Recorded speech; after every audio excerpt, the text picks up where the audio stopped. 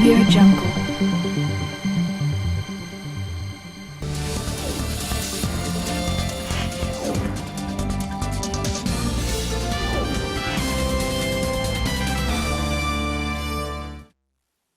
नमस्कार, स्वागत है आप सभी का देश देशांतर के आज के अंक में। मैं हूं आपके साथ अमृता चौरसिया। आज बात आर्थिक सुधार, केंद्र राज्य भागीदारी पर। प्रधानमंत्री नरेंद्र मोदी ने कोरोना संकट के इस दौर में चुनौतियों से निपटने के लिए केंद्र और राज्यों की भागीदारी, रचनात्मक नीति, दृढ़ विश्वास और प्रोत्साहनों को आर्थिक सुधार और विकास के लिए महत्वपूर्ण बताया। लिंक्डइन पर विश्वास और प्रोत्साहन शीर्षक के साथ प्रधानमंत्री ने अपने ब्लॉग में आत्मनिर्भर भारत पैकेज के तहत आए बदलावों की जानकारी दी। उन्होंने ये बताया कि पैकेज में शामिल 4 सुधारों ने किस तरह लोगों की मदद की और ये कैसे इस दौरान सबसे ज्यादा फायदा गरीब और मध्यम वर्गीय परिवारों को पहुंचाने में कामयाब रहा। मई 2020 में आत्मनिर्भर भारत पैकेज के हिस्से के रूप में केंद्र सरकार ने यह घोषणा की थी कि राज्य सरकारों को साल 2020-21 के लिए जीएसडीपी के अतिरिक्त 2% की अनुमति दी गई थी, जिसमें 1% के साथ आर्थिक सुधारों को लागू करने की शर्त भी थी। प्रधानमंत्री ने बताया कि राज्यों ने साल 2020-21 में 1.06 लाख करोड़ रुपए की अतिरिक्त राशि जुटाई। संसाधनों की उपलब्धता में ये उल्लेखनीय वृद्धि केंद्र राज्य भागीदारी के दृष्टिकोण से संभव हो पाई। एक राष्ट्र एक राशन कार्ड नीति, कारोबार में आसानी, संपत्ति कर, पानी और सीवेज के शुल्कों की जानकारी, डायरेक्ट बेनिफिट ट्रांसफर के जरिए सुधारों को गति मिली, जिसने विकास का आधार तैयार किया।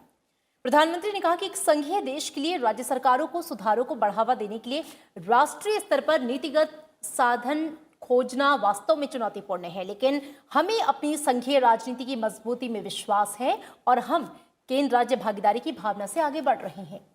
देश देशांतर में अपने खास मेहमानों से आज हम चर्चा करेंगे मौजूदा चुनौतियों से निपटने के लिए केंद्र और राज्य सरकारों का ये आपसी सहयोग और ये आपसी जो भागीदारी है वो कितनी महत्वपूर्ण है, जिसका जिक्र प्रधानमंत्री ने भी किया है, और कैसे इस भागीदारी ने देश के विकास को एक नया मॉडल दिया है, एक नया मॉडल पेश किया है। तो बेहद खास मेहमान मेरे साथ जुड़ गए हैं। दीप शिखा सिकरवार हैं, आप सीनियर एडिटर हैं द इकोनॉमिक्स टाइम्स। स्वागत है मैम आपका। साथ ही प्रोफेसर चरण सिंह हैं, आप सीईओ हैं एग्रो फाउंडेशन।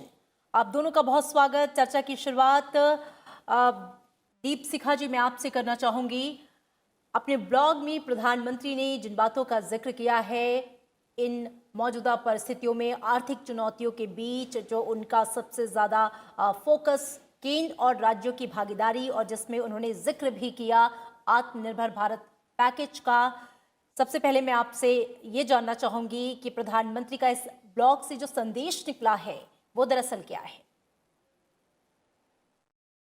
मुझे लगता है कि जो प्रधानमंत्री इस ब्लॉग के जरिए कहना चाह रहे हैं, वो दर्शाना चाह रहे हैं कि केंद्र और राज्य दोनों की भागीदारी से जो नीतिगत सुधार किए जा रहे हैं केंद्र के स्तर पे, उनको लोगों तक कैसे पहुंचाया जा सकता है ज्यादा इफेक्टिवली, और उसके लिए राज्य कैसे योगदान दे सकते हैं, उनका सहयोग कितना जरूरी है। और अगर केंद्र और राज्य दोनों मिलकर इन सुधारों को आगे बढ़ाएं तो हम ease of doing business, ease of living जो प्रधानमंत्री ने बोला इन जो रिफॉर्म्स के जरिए किया जाने की कोशिश की गई है, तो इनको कितना आगे बढ़ाया जा सकता है। हमारे सामने एक उदाहरण है जीएसटी काउंसिल का, जिसमें राज्य और केंद्र जो है एक बहुत बड़ा टैक्स रिफॉर्म जो है, एक बहुत बड़ा इनडायरेक्ट टैक्स कर का रिफॉर्म किया गया। उसको कैसे केंद्र और राज्य दोनों ने आके जुड़कर उसको आगे बढ़ाया है, उसको इम्प्लीमेंट किया है। और अगर आप देखें जितनी नीतियां केंद्र के द्वारा ली जाती हैं, जो पॉलिसी डिसीजंस होते हैं, उनका जो एग्जीक्यूशन है, जो जमीनी स्तर पर उनको एग्जीक्यूट करना है, लागू करना है, वो राज्यों के हिस्से में आता है। तो राज्यों की भागीदारी किसी भी रिफॉर्म में, किसी भी नीति में, किसी भी परिवर्तन के लिए उतनी ही जरूरी है। और प्रधानमंत्री ये एक बहुत ही इसमें क्लियर मैसेज, एक संदेश देना चाह रहे हैं कि ये दोनों की भागीदारी किसी भी रिफॉर्म के लिए बहुत जरूरी है, और अगर ये दोनों साथ मिलके काम करें तो एक बड़े से बड़ा रिफॉर्म जो है एक ग्राउंड लेवल पर उसको लोगों तक आराम से पहुंचाया जा सकता है।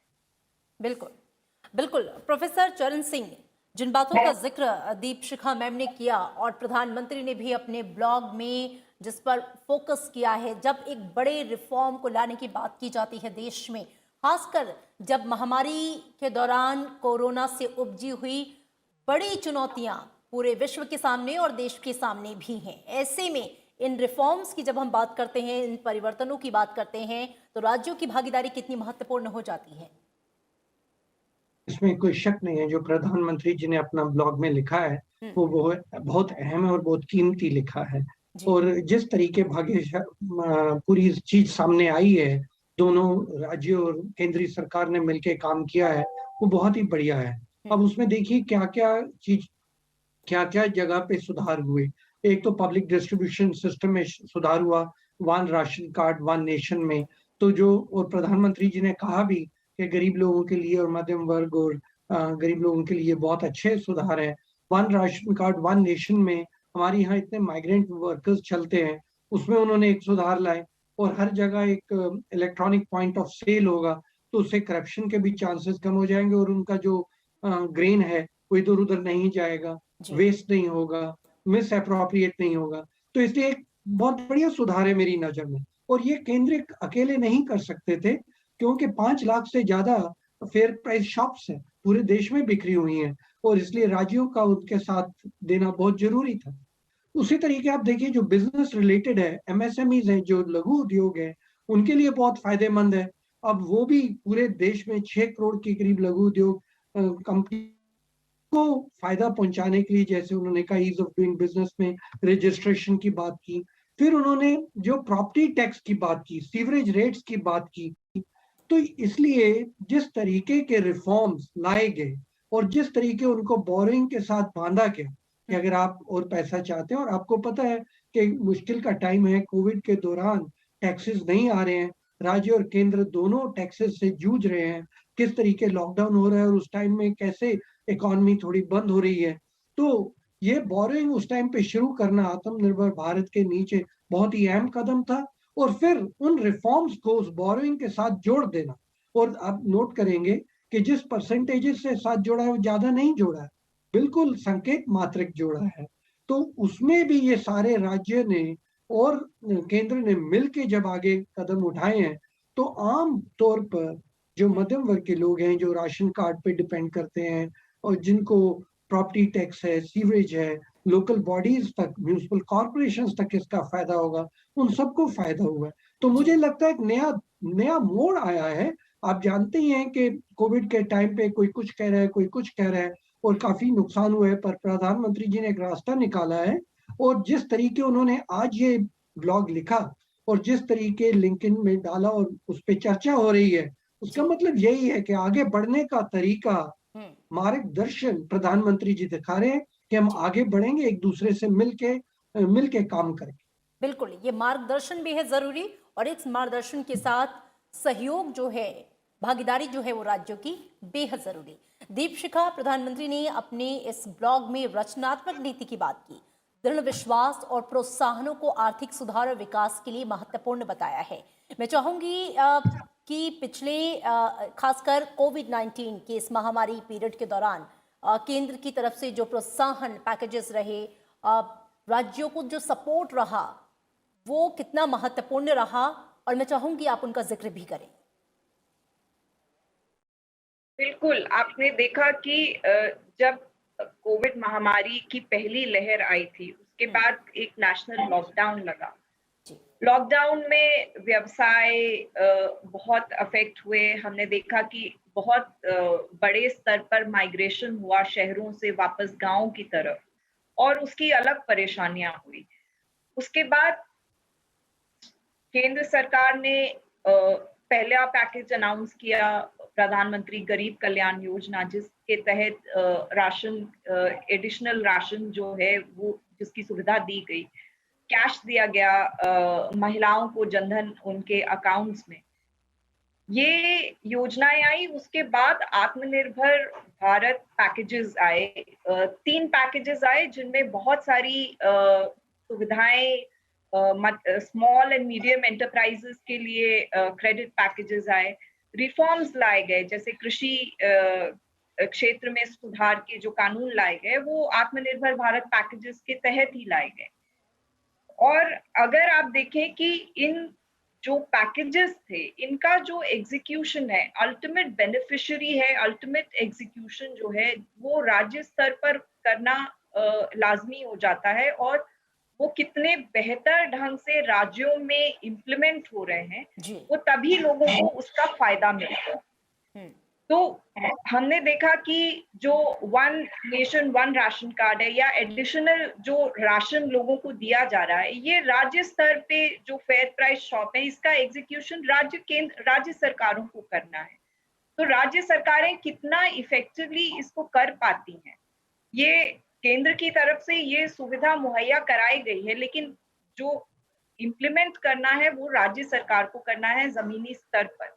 उसके अलावा रोजगार के लिए, स्किल ट्रेनिंग के लिए, माइग्रेंट्स को उनका पता लगाने के लिए, उनका डेटा बनाने के लिए सरकार की तरफ से बहुत सारे कदम उठाए, मनरेगा में कदम उठाए गए। तो ये जो केंद्र की तरफ से जो भी योजनाएं चल रही हैं इसके तहत जो एडिशनल पैसा दिया गया ये राज्य सरकारों को दिया गया, जिसके तहत कि हमने देखा कि मनरेगा में 1 लाख करोड़ के ऊपर पैसा दिया गया केंद्र सरकार की तरफ से। तो उसका एग्जीक्यूशन जो है वो तो राज्य सरकार ही अपने स्तर पर करेंगी, लोकल लेवल पर उसको एग्जीक्यूट किया जाना हो। तो ये जो पूरा कोविड महामारी का ये पूरा दौर जो रहा है इसमें केंद्र और राज्य सरकार इन दोनों के बीच की जो भागीदारी है बहुत अहम हो गई है।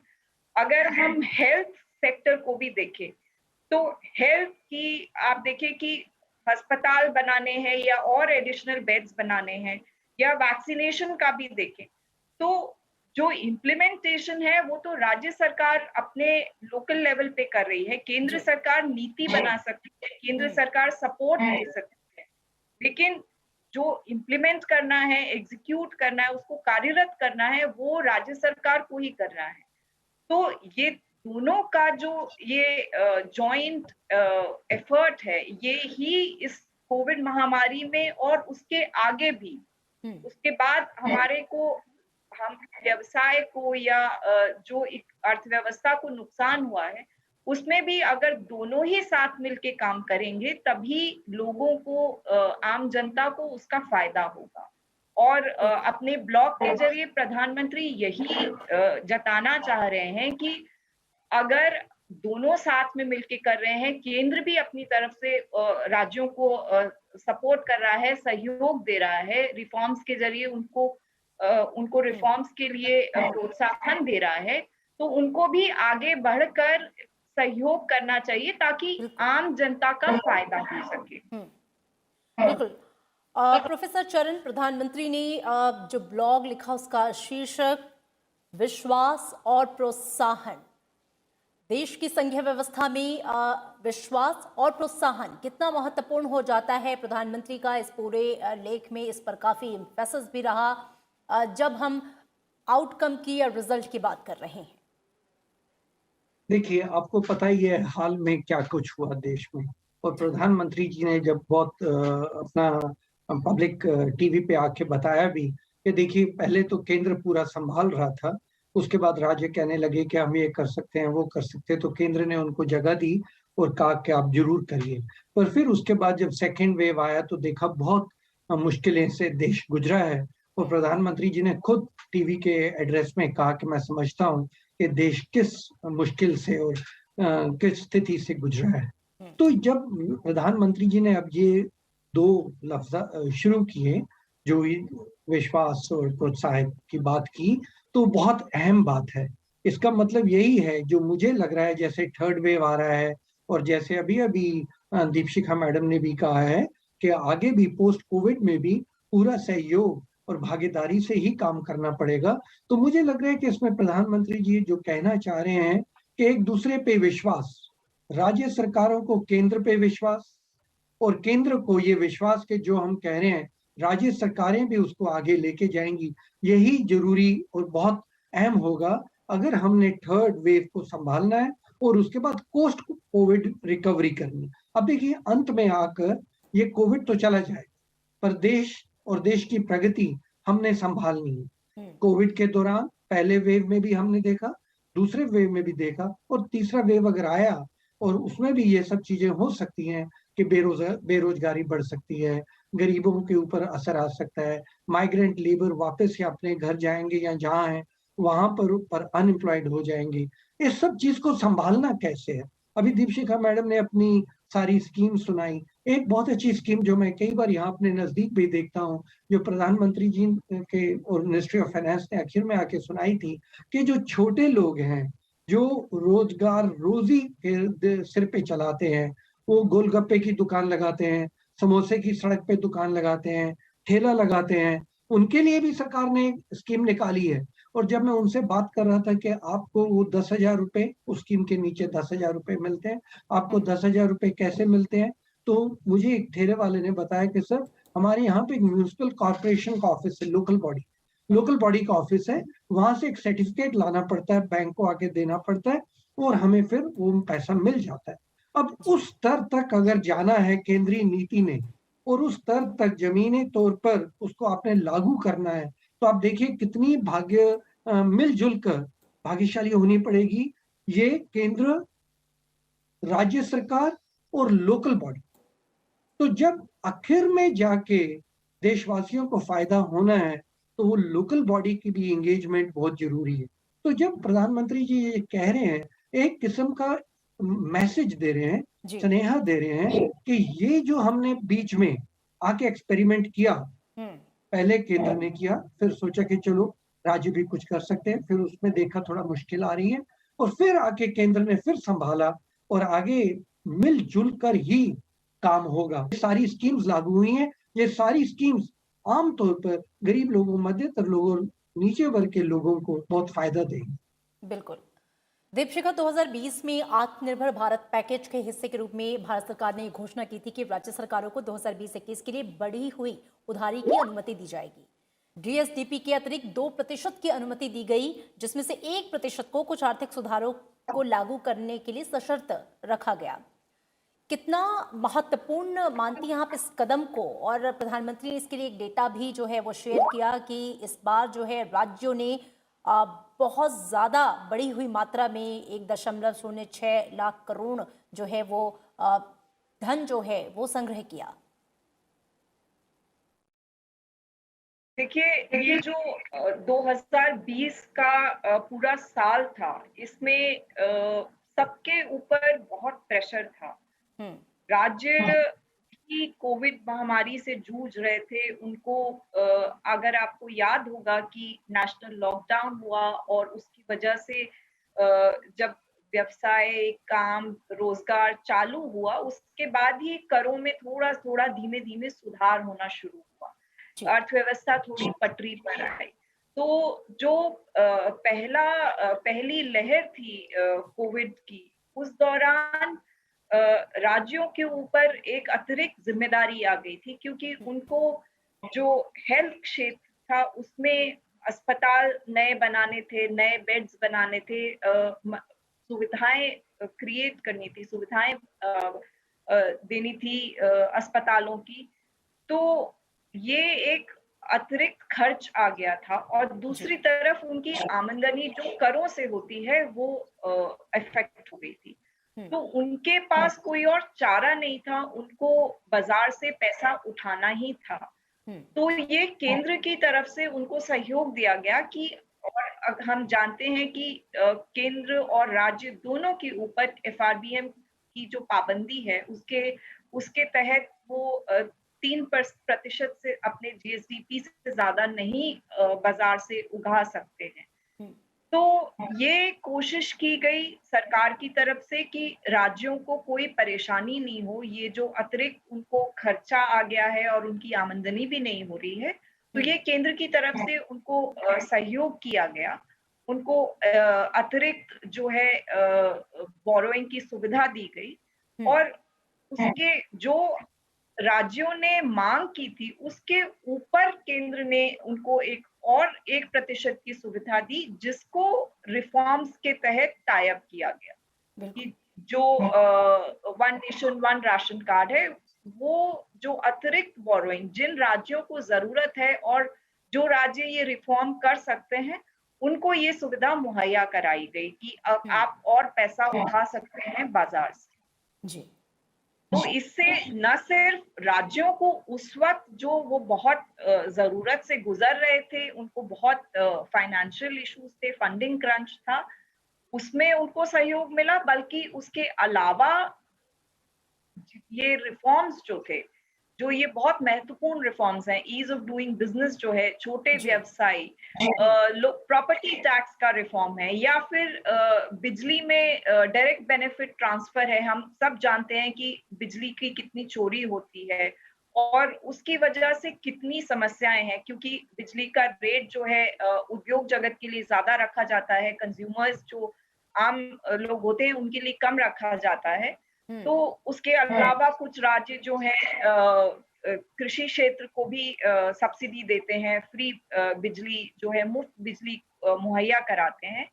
तो ये डायरेक्ट बेनिफिट ट्रांसफर से ये सुविधा हो गई है कि आपके जो स्टेट इलेक्ट्रिसिटी बोर्ड हैं, उनकी फाइनेंशियल हालत जो खराब हो जाती थी, कि जी, उनके पास पैसे नहीं आते थे जो बिजली की खपत हुई है उसके बनिस्बत।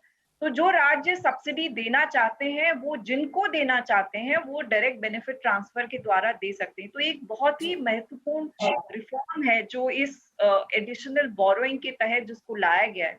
6 राज्य इसको अब इम्प्लीमेंट कर चुके हैं और उम्मीद की जाती है कि और राज्य भी इसको आगे बढ़ाएँगे। बिल्कुल। और महामारी के इस पूरे काल में एक बहुत बड़ा जो सपोर्ट है, इसके ज़रिए राज्यों को मिला। प्रोफ़ेसर चरण, प्रधानमंत्री ने भी कहा है कि कोरोना महामारी में नीति निर्माण के मामले में दुनिया भर की सरकारों के सामने एक बड़ी चुनौती है, चुनौतियों का अंबार है और भारत भी इससे अछूता नहीं है। ऐसे समय में एक स्थिरता सुनिश्चित करना, इकॉनमी को बूस्ट करना, कल्याणकारी नीतियों को लागू करना और इसके लिए पर्याप्त संसाधन जुटाना। अगर मैं चुनौतियों की बात करूं तो अभी भी कितनी बड़ी चुनौतियां हमारे सामने हैं?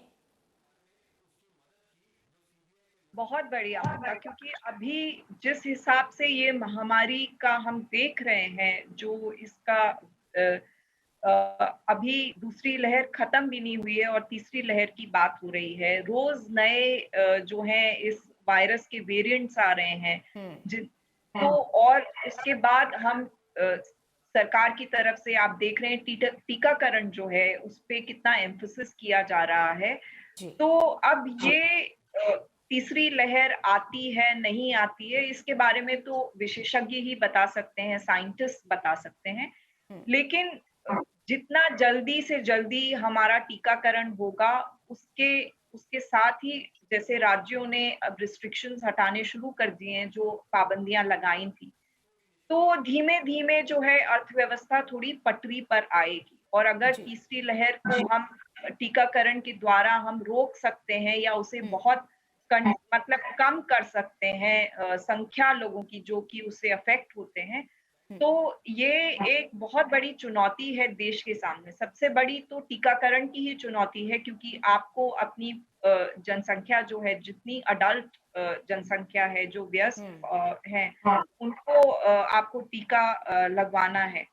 और उसके बाद आपको धीरे-धीरे ये देखना है कि अर्थव्यवस्था को आप कैसे पटरी पे ला सकते हैं। अर्थव्यवस्था की बात करें तो थोड़ा विश्व में कुछ देशों में सुधार हो रहा है, अमेरिका में थोड़ा अर्थव्यवस्था में सुधार हुआ है क्योंकि उनका टीकाकरण काफ़ी अच्छे से हुआ है।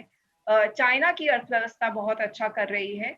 तो अगर अ, इन्फेक्शंस जो हैं कोविड के बाकी देशों में भी कम होते हैं, तो बिल्कुल, अगर ग्लोबल इकोनॉमी जो है, विश्व की इकोनॉमी में सुधार होता है, उसका फ़ायदा भी हमारी बिल्कुल, अर्थव्यवस्था को उसका मिलेगा। असर पड़ेगा लेकिन ये भारत पर भी। चुनौतियाँ और हमारे जैसा कि सामने हैं। हाँ, केंद्र सरकार ने भी कहा है कि और लक्ष्य भी है कि इस साल के अंत तक जो 18 वर्ष के ऊपर के सभी लोग हैं उन पूरी आबादी को वैक्सीनेट कर दिया जाए और इस दिशा में भी बहुत तेजी से काम किया जा रहा है। प्रोफेसर चरण, चूंकि वक्त की कमी है और जैसे कि प्रधानमंत्री अक्सर कहते हैं कि हमने आपदा में ही अवसरों को तलाशा है और किस तरीके से इसी आपदा पीरियड में जो भारत है आत्मनिर्भर भारत के रूप में उभरा है, वैक्सीन हब के रूप में उभरा है। मैं आपसे एक आखिर में क्लोजिंग कमेंट चाहूंगी। इसमें कोई शक नहीं है कि हमारे देश ने इस चुनौती को बहुत अच्छे तरीके से संभाला है। आप कोई भी पैमाने पे देख लीजिए, देश देश में अर्थव्यवस्था, जिस तरीके की यहाँ जनसंख्या, जितने लोग गरीबी रेखा से नीचे, जो इनफॉर्मल सेक्टर है वो है, तो जिस तरीके देश ने उनको फ्री राशन देना शुरू किया, हॉस्पिटल फैसिलिटीज देनी शुरू की, दवाइयाँ शुरू की, प्राइवेट हॉस्पिटल्स में जगह लेके उनका इलाज करना शुरू किया, ये सब सराहनीय योग्य है। और क्योंकि आप ये भी इससे भी अंदाजा लगाइए कि वैक्सीनेशन की जब बात हो रही है, इतना विशाल देश है। इस इतने विशाल देश में अलग-अलग टाइम पे अलग-अलग ये वायरस अपने आप को दिखा रहा है। सेकंड वेव भी जैसे बाकी छोटे-छोटे देश होते हैं, 6 करोड़ या 10 करोड़ की जनसंख्या है, एक ही टाइम सेकंड वेव आ रहा है या थर्ड वेव आ रहा है। यहाँ पर वैसा नहीं है। इतना बड़ा देश है, कभी यहाँ पे सेकंड वेव खत्म हो रहा है, कहीं पे थर्ड वेव शुरू हो रहा है। तो उस और सारे देश में जितने राज्य हैं, उनकी इनकम स्रोत अलग है। कहीं पे टूरिज्म है, कहीं पे इंडस्ट्री है, कहीं पे एग्रीकल्चर है। पूरे देश की अर्थव्यवस्था को संभालना, कोशिश करना कि कोई वहाँ पर सोशल इश्यूज ना रेज़ हो जाए और अर्थव्यवस्था पटरी पे रहे और जो एसेंशियल सर्विसेज हैं चलती रहें, ये कम चुनौती वाली बात नहीं है। आखिरली बात जो मैं कहनी चाहूँगा, आप जानती ही हैं कि जी। विदेशों ने हमारे से आगे चले गए हैं वैक्सीनेशन में, पर आप हैरान होंगे ये सुनकर कितनी बड़ी चुनौती ये है कि वैक्सीन बनाने में हर कंपनी में 8-10 कंपनियाँ हैं, उनकी अपनी क्षमता है। पर जो एडवांस देश हैं, जो अमीर देश हैं, जहाँ पर उनको 60 करोड़ वैक्सीन्स चाहिए थे, वो 100 करोड़ लेके बैठे। तो आप सोचिए कि किस्म की वैक्सीन की कमी जो हमारे देश में लग रही है, उसका एक कारण ये भी है कि अमीर देश अपनी साइड ज़्यादा वैक्सीन्स लेंगे, वो एक चुनौती है। किस तरीके उनको कहा जाए कि देखिए हमें भी ज़रूरत है वैक्सीन्स की, हमारे पास क्षमता है, पहले दिन 80 लाख से ज़्यादा हम लोग वैक्सीन कर चुके हैं। अगर हमारे पास वैक्सीन्स हों, तो अगर 100 करोड़ की जनसंख्या एडल्ट जनसंख्या को पूरा वैक्सीनेट करना है, 100 दिन की बात है, 3 महीने में हो जाएगा। पर वैक्सीन प्रोडक्शन और कहाँ-कहाँ पे विकसित देशों ने वो अपने पास वैक्सीन बिल्कुल, इकट्ठे बिल्कुल कर सर, रखे ये हैं। एक बड़ी तो चुनौती है और इस दशा में सरकार जो है वो लगातार कोशिश भी कर रही है और कैसे दुनिया का जो सबसे बड़ा वैक्सीनेशन अभियान देश में चल रहा है उसको और कैसे तेज गति से किया जाए, इस साल के अंत तक जो टारगेट रखा गया है सभी को वैक्सीनेट करने का, उसे पूरा किया जा सके। क्योंकि वक्त की कमी है, चर्चा को यहीं पर हम समाप्त करना चाहेंगे। आप दोनों खास मेहमानों का बहुत शुक्रिया इस चर्चा में शामिल होने के लिए। देश देशांतर के आज के अंक में इतना ही। दीजिए इजाजत, नमस्कार।